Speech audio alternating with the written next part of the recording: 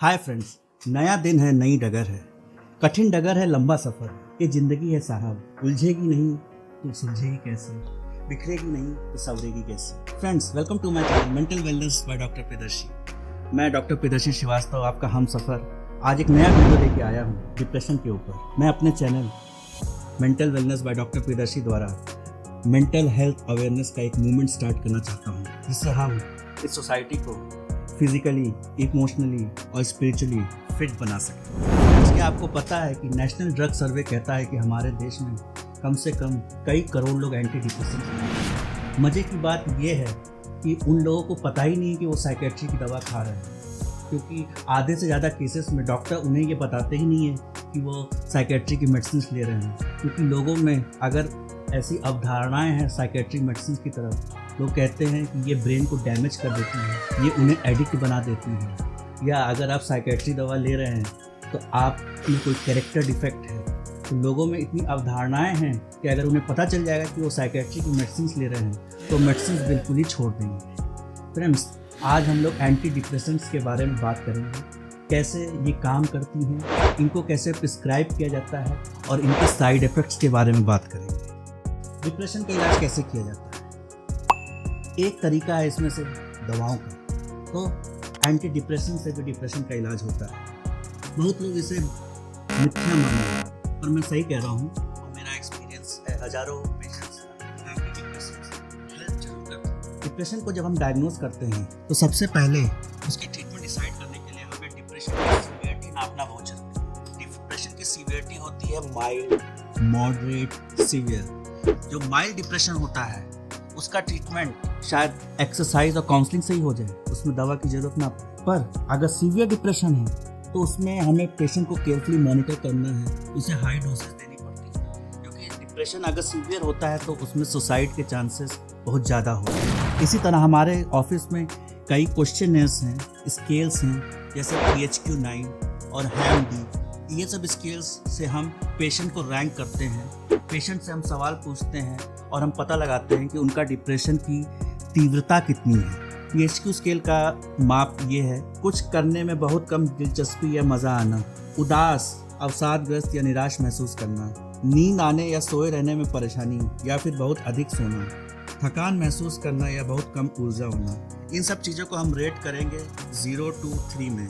0 हो गया बिल्कुल नहीं, 1 हो गया कई दिन, 2 हो गया आधे से अधिक दिन, 3 हो गया लगभग हर दिन। तो इस तरह का स्केल हम लोग पेशेंट पे इस्तेमाल करते हैं और उनको रैंकिंग देते हैं। साइकेट्री में जो पिछले 70 साल से एक्सपेरिमेंट्स में शोध हुए हैं, उनसे पता चला है कि depression illness basically hormonal imbalance के कारण होते हैं। ये हार्मोन्स ब्रेन के अंदर होते हैं जिन्हें हम न्यूरोट्रांसमीटर कहते हैं। बेसिकली 3 हार्मोन्स हैं जिनकी कमी मानी गई है, वो है सेरोटोनिन, नॉरएपिनेफ्रिन और डोपामाइन। हम लोग डिप्रेशन में जितनी भी दवाएं देते हैं उनका बेसिकली मैकेनिज्म ऑफ एक्शन ये है कि वो लोग ये हार्मोन्स का लेवल हमारे ब्रेन में बढ़ाती हैं। तो जो ग्रुप्स ऑफ मेडिसिन हमारे साइकेट्री में यूज़ होती हैं फॉर डिप्रेशन, उनका नाम है ट्राईसाइक्लिक एंटी डिप्रेसेंट, फिर सेलेक्टिव सेरोटोनिन रीअपटेक इनहिबिटर या SSRI, फिर सेरोटोनिन नॉरएपिनेफ्रिन रीअपटेक इनहिबिटर्स और मायो इनहिबिटर्स, और उसके बाद और भी कुछ दवाएं हैं जो हम यूज़ करते हैं एंटी डिप्रेसेंट। SSRI में मोस्ट कॉमनली यूज SSRIs हैं सर्ट्रालिन, फ्लुऑक्सिटिन, पैरोक्सिटिन, एसिटालोप्राम, फ्लुओक्सामिन।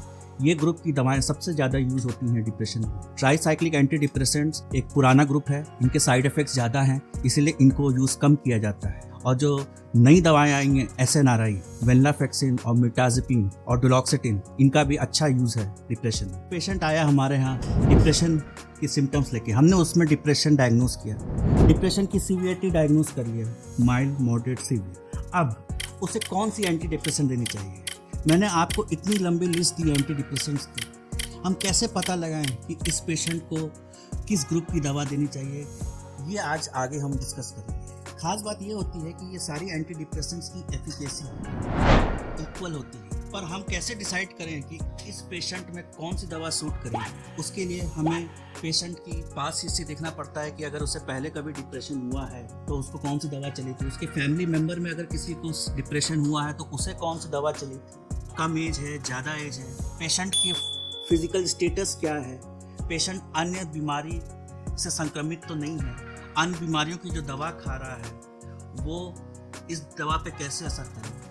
तो ये सारे फैक्टर्स हम लोग देखते हैं एंटी डिप्रेसेंट दवा स्टार्ट करते। एक बार फ्रेंड्स हम दवा डिसाइड कर लेते हैं कि कौन सी दवा पेशेंट को हम देंगे, हम उसे लो डोज से स्टार्ट करते हैं ताकि पेशेंट को साइड इफेक्ट बहुत कम हो और पेशेंट की बॉडी एडजस्ट हो सके दवा से। और 3 से 4 हफ्ते में हमारा एम होता है कि इस ड्रग को अपनी मैक्सिमम डोज तक हम ले जाएं, अगर पेशेंट में कोई साइड इफ़ेक्ट ना आए।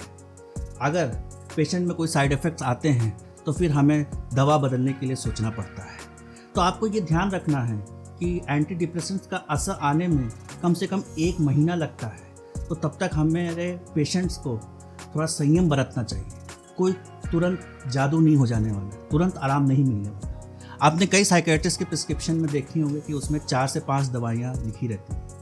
होता यह है कि जिन्हें डिप्रेशन होता है उनमें बॉडी में पेन, एंग्जाइटी, पेट की परेशानी, सांस लेने की दिक्कत, पेशाब की दिक्कत, नींद की दिक्कत, ये सब बहुत कॉमन होती है। तो हम एडिशनल दवाएं इन सब का ट्रीटमेंट देने के लिए देती हैं कि जब तक डिप्रेशन ठीक होगा तब तक ये दवाएं कवर अप करेंगी उन सिम्टम्स को और रिलीफ देंगी, और जब एंटी डिप्रेसेंट्स का असर आ जाता है तो हम ये सब एडिशनल दवाएं धीरे धीरे बंद कर देते हैं। डिप्रेशन की दवा के रिस्पॉन्स में 1/3 का रूल होता है। 1/3 रूल क्या है कि 1/3 पेशेंट डिप्रेशन की दवा से, एक ही दवा से पूरी तरह ठीक हो जाते हैं। 1/3 पेशेंट थोड़ा ठीक होते हैं, मतलब वो पार्शियल रिस्पॉन्स देते हैं, और 1/3 आखिरी जो 1/3 पेशेंट जो बचे हुए रहते हैं उनमें दवा का कोई रिस्पॉन्स नहीं आता है। तो जिन लोगों में अच्छा रिस्पॉन्स आता है उन लोगों में हम सेम दवा कंटिन्यू कर देते हैं। जिन लोगों में पार्शियल रिस्पॉन्स आता है उनमें हम फिर क्या करते हैं कि एक और एंटी डिप्रेसेंट उसी ग्रुप की या और कुछ दवाएं जैसे एंटी साइकोटिक्स हो गई, मूड स्टेबलाइज़र हो गई, साइकोस्टिमुलेंट्स हो गई, ऐसी दवाएं ऐड करते हैं ताकि उनको और इम्प्रूवमेंट मिले। और बाकी 1/3 जिनको कोई फ़ायदा नहीं होता है उनकी हम दवा बिल्कुल बदल देते हैं। तो फ्रेंड्स, अगर आप किसी साइकियाट्रिस्ट को दिखा रहे हैं और आपको उस दवा से फ़ायदा नहीं हो रहा है तो कृपया बिल्कुल बेहाल ना हो, बिल्कुल परेशान ना हो, बेबस ना हो, क्योंकि मार्केट में 35 से 40 एंटी डिप्रेसेंट्स आ गई हैं और भी दवाएं हैं। एक दवा ट्राई की जाएगी वो काम नहीं करेगी, अगर कुछ लोग बड़े सेंसिटिव होते हैं, उनको साइड इफेक्ट ज़्यादा आते हैं तो उन्हें दूसरी दवा दी जाएगी, दूसरी नहीं तो तीसरी, वरना तो ब्रेन स्टिमुलेशन टेक्निक्स भी आ गई हैं। इसलिए आपको बेबस नहीं होना है। डिप्रेशन का ट्रीटमेंट में बस आपको संयम बरतना है और डॉक्टर को अच्छे से फॉलो करना है। फ्रेंड्स, डिप्रेशन का ट्रीटमेंट कई फेजेस में होता है। ये 3 फेजेस हैं। इसमें एक एक्यूट फेज़ है जो 2 से 3 महीने चलती हैं, उसके बाद क्रोनिक फेज़ है जो 6 से 8 महीने चलती हैं, उसके बाद मेंटेनेंस फेज़ है जो कई सालों तक चलती है। तो हर पेशेंट में डिप्रेशन अलग अलग रूप में आता है और उसका अलग अलग समय तक इलाज चलता है। जनरली जब हम एक एंटी डिप्रेसेंट का रिस्पॉन्स पेशेंट में देखते हैं तो वो एंटी डिप्रेसेंट हम पेशेंट में 6 से 8 महीना अच्छे रिस्पॉन्स होने के बाद भी उसके बाद 6 से 8 महीना हम लोग कंटिन्यू करते हैं, क्योंकि एवरेज डिप्रेशन का एपिसोड 8 से 13 महीने का होता है। तो अगर हम पेशेंट को आराम मिल जाए और पेशेंट तुरंत ही दवा बंद कर दे तो पेशेंट में रिलैप्स होने के चांसेस ज़्यादा होते हैं। इसलिए हम लोग एक्यूट फेज़ में पहले पेशेंट को रिलीफ देते हैं 2 से 3 महीने में। जब पेशेंट को रिलीफ हो जाता है तो हमें दवा कंटिन्यू जनरली करते हैं 8 से 13 महीने तक के जो डिप्रेशन की अवधि है उसको कवर करने के लिए। कुछ लोग बदकिस्मत होते हैं जिनको एक बीमारी होती है डिस्थाइमिया या क्रोनिक डिप्रेशन, जिन्हें सालों से डिप्रेशन होता आया है, सालों से लगातार डिप्रेशन में। जो हम लोग रिकरेंट डिप्रेसिव डिसऑर्डर की बात करते हैं या मेजर डिप्रेसिव डिसऑर्डर की बात करते हैं वो झोंकों में आता है, पर डिस्थाइमिया में कुछ लोगों को सालों तक डिप्रेशन कंटिन्यूसली बना रहता है। वैसे कुछ पेशेंट होते हैं जिनको शायद ज़िंदगी भर दवा खानी पड़ जाए, क्योंकि उनका डिप्रेशन कम से कम लाइफ लॉन्ग बना रहता है और जैसे ही वो दवा का बंद करने की कोशिश करते हैं उनका डिप्रेशन वापस आ जाता है। अब हम एंटी डिप्रेशन के कुछ साइड इफ़ेक्ट्स जिससे आप सब डरते हैं, हम सब डरते हैं, उसकी तरफ आते हैं। तो ये साइड इफ़ेक्ट्स हैं न्यूरोलॉजिकल साइड इफ़ेक्ट, जैसे सर दर्द या भारीपन, चक्कर आना, सर हल्का लगना, याददाश्त कम होना, थकान लगना, पसीना आना, मुंह सूखना, घबराहट बढ़ जाना, शरीर में दर्द, बीपी बढ़ना या कम होना, कभी कभी दिल की धड़कन बढ़ना। कुछ लोगों की नींद बढ़ जाती है एंटी डिप्रेसेंट से, कुछ लोगों की नींद उड़ जाती है, कुछ लोगों की भूख बढ़ जाती है, कुछ लोगों की भूख कम हो जाती है, कुछ लोगों को कॉन्स्टिपेशन होता है, किसी को डायरिया होता है, एसिडिटी, नोजिया और उल्टी जैसी फीलिंग। एक इम्पॉर्टेंट साइड इफेक्ट है sexual side effects. Sexual side effects में सेक्स में इच्छा में कमी, लिंग में तनाव की कमी और ऑर्गेज्म ना होना, ये सब मोस्ट कॉमन साइड इफेक्ट्स हैं। और यही साइड इफेक्ट्स प्रिवेंट करने के लिए हम एंटी डिप्रेसेंट लो डोज से शुरू करते हैं और धीरे धीरे उसकी डोज बढ़ाते हैं और पेशेंट को फिर ऑप्टिमम डोज तक ले जाते हैं। आप इतने साइड इफेक्ट देख के डर तो नहीं गए? क्या आपको लग रहा है कि आपको एंटी डिप्रेसेंट नहीं लेनी चाहिए अगर आप डिप्रेशन में जाएं, क्योंकि उसके इतने साइड इफेक्ट्स? एंटी डिप्रेसेंट का रिस्पांस हर आदमी में बिल्कुल अलग है।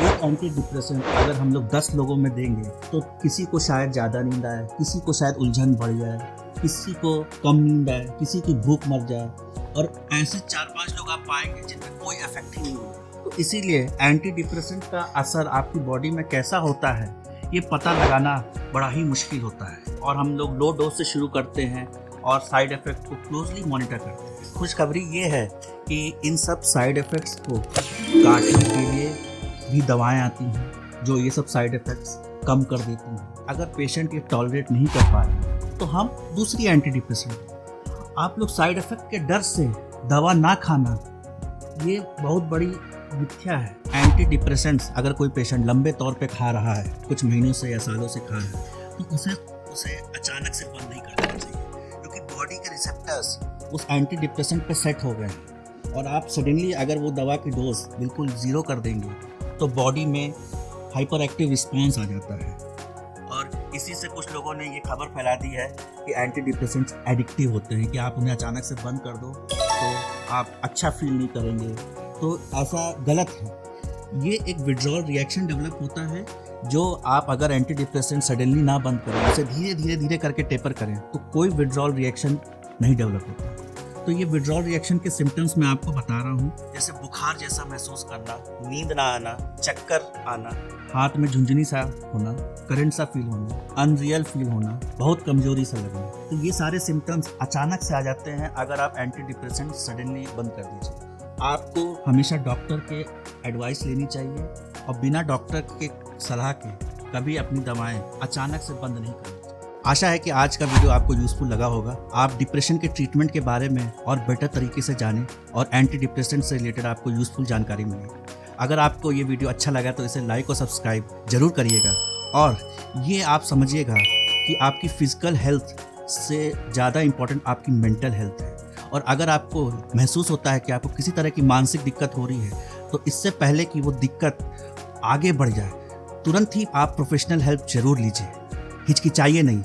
कई बार होता है कि जब बीमारी पेशेंट की बहुत आगे बढ़ जाती है तब पेशेंट डॉक्टर के पास आता है, और कभी कभी तो बहुत लेट हो चुका होता है। तो फ्रेंड्स, ऐसा आप ना करिए, और आपको जो भी प्रॉब्लम है आप हम लोगों से शेयर करिए, हम लोग उसका हल निकालेंगे मिलके।